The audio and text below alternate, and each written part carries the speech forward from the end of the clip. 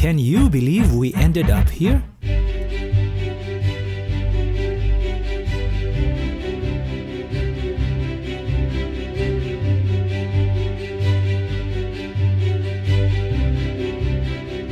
So here's the story. I was just checking my Hawaiian miles because we were thinking about another trip to Hawaii. Then out of nowhere, this photo pops up on my screen.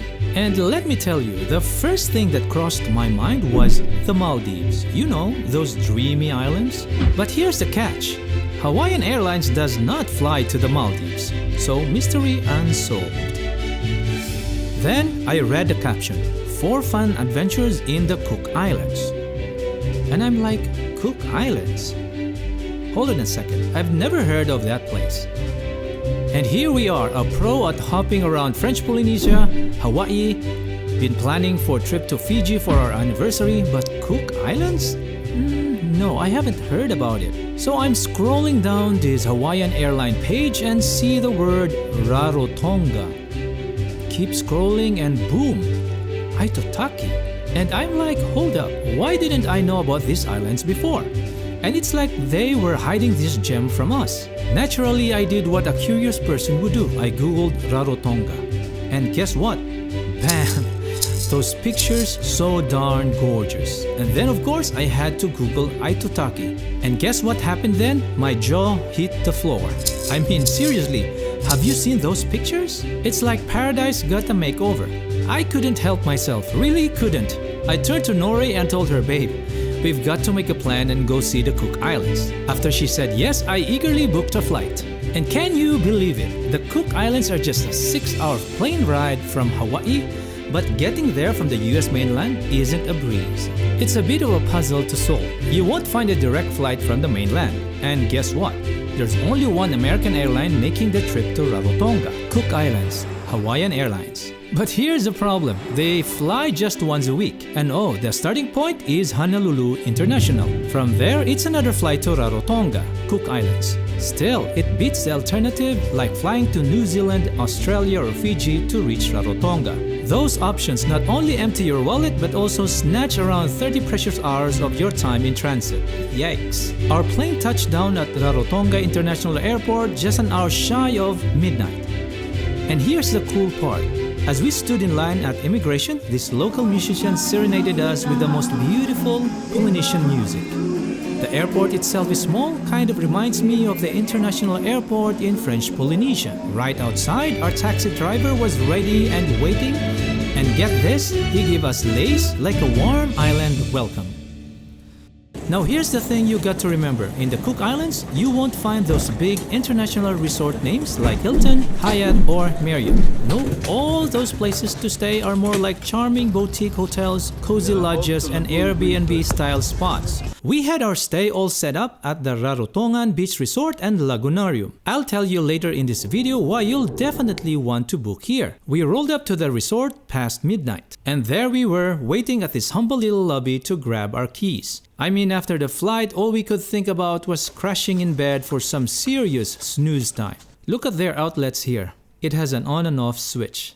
Interesting, right? The next morning rolls around and guess what I couldn't wait to do? I fly my drone up in the sky to capture the island's beauty from a bird's eye view. And let me tell you, the island's charm was absolutely on point. This right here is one of the reasons that Cook Islands should be on your list to visit. The beauty is just, well, prepare to be amazed. It's breathtaking. But hey, before we dive back into exploring the stunning corners of this island, could you do me a favor?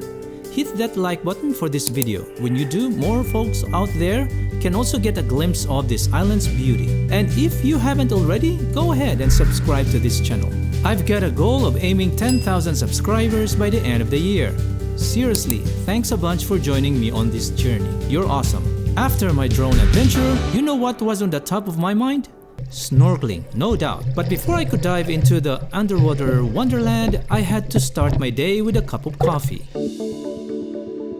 The main restaurant of the Rarotongan is right there, cozied up by the waterfront and the beach, gazing out at the jaw-dropping lagoon. And when you stay at the Rarotongan, breakfast comes with the deal. It might not be an endless buffet, but it's just right for me. So there we were, seated on the deck, overlooking the magnificent lagoon. While munching away, something caught my eye. People were tossing food into the water. Naturally, I had to investigate. It's so amazing. There's a lot of fish.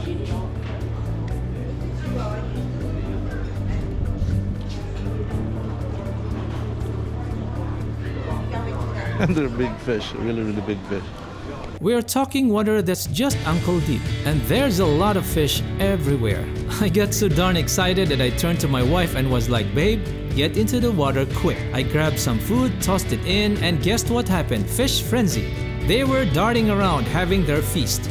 And the water? It's like looking through a crystal clear glass. Can you believe it? After witnessing the array of fish in shallow waters, I was convinced that the deeper parts of the lagoon would reveal even more captivating marine life. Now, let me tell you why choosing to stay at the Rarotongan Beach Resort is a game changer. It's all about the marine life. This resort is nestled within the protected area of the Aroa Marine Reserve, a designated sanctuary. This reserve is like a bustling metropolis of underwater activity. It didn't disappoint at all. Since I had already spotted a bunch of fish near the restaurant, I couldn't help myself. I had to explore. I was like a kid let loose in a candy store, watching all those reef fish just a stone's throw away in knee-deep waters. Naturally, my curiosity led me to venture farther. Among the corals and their accompanying colorful fish I stumbled upon this particular coral. 2 jackfish were circling it.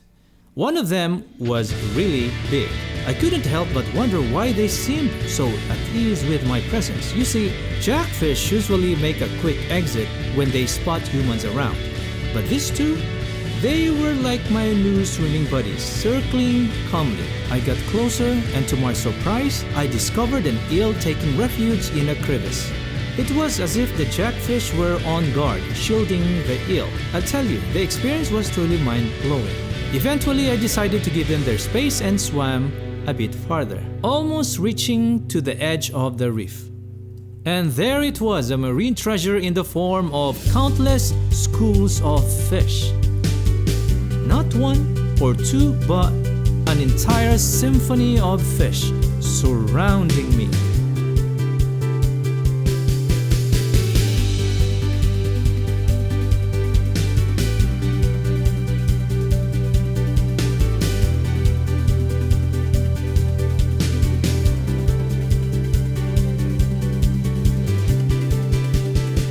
Sadly, my camera battery was dwindling, so I made a way back to the beach to swap my GoPro battery for a fresh one. But then I stumbled upon this enormous black triggerfish eating a clam.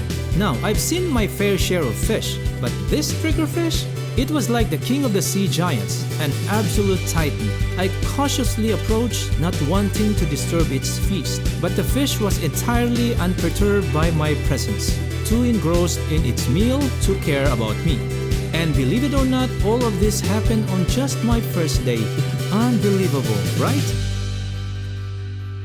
On the 4th day of our island adventure, we found ourselves near the famed Muri Beach, hands down the most popular beach on the island. This place is like a hive of activity, bustling with shops, restaurants, and the iconic Muri Night Market, where you can devour delicious local eats for a steal. And guess what? This is also the hotspot for those luxury resorts and those cozy Airbnb-style accommodations. For us, it was Te Wakaroa Villas. Our villa was a masterpiece of modern amenities and high-end furnishings. But here's the cherry on top, a private veranda with outdoor seating that offered a front row seat to the awe-inspiring view and direct access to the famous Muri Beach and its crystal clear lagoon. Now, imagine this. You step onto the softest, whitest sand imaginable, and right before your eyes stretches this mesmerizing expanse of turquoise water, glistening like a jewel. That's Muri Beach in Rarotonga for you. It's like being transported into a postcard or a scene from the most idyllic tropical paradise. The lagoon is so calm and shallow that it's practically nature's own swimming pool, You can swim in without a care in the world, and the water is so clear. You can see your own toes beneath the surface of the water. If you feel a bit adventurous, you can take a swim or kayak over to one of the famous motus nestled within the lagoon and explore their hidden gems. If you book a cruise with Captain Thomas, you will definitely visit this motu. But if it doesn't tickle your fancy, strolling along the shoreline, letting the velvety sand cushion your every step is an incredibly soothing experience. Our decision to visit this incredible place was solidified by the experiences we had the following day.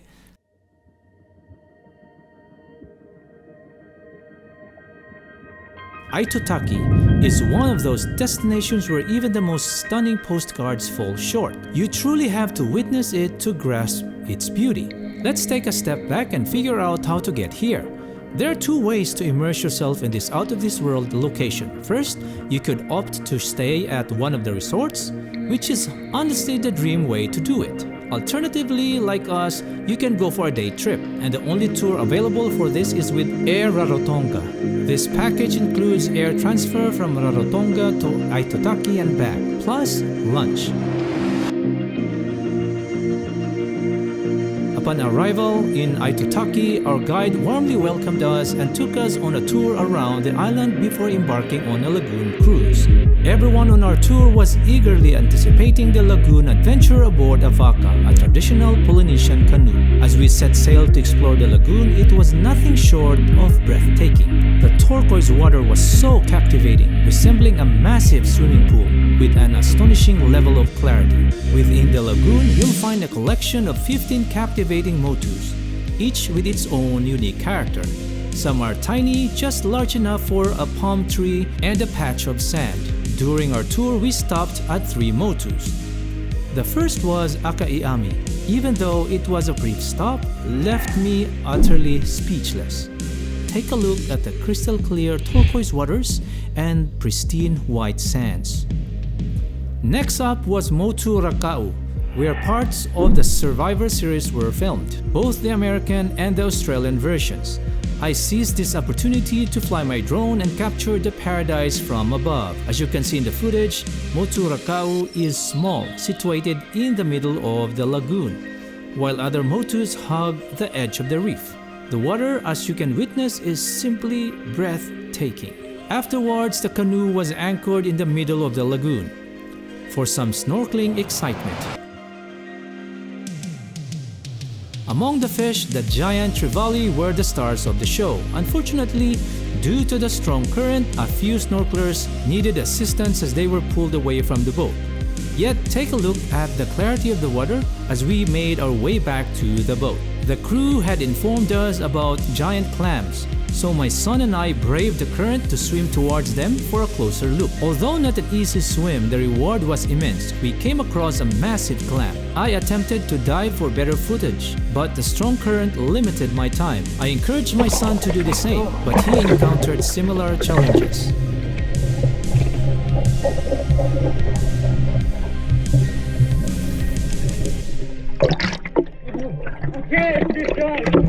Following a delicious island lunch, we docked at our final motu, appropriately named 1 Foot Island due to its resemblance to a foot.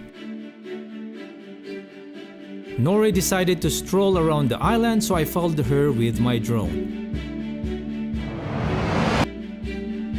However, I lost drone signal on the back side of the island, prompting me to call it back and walk to the opposite end to meet her.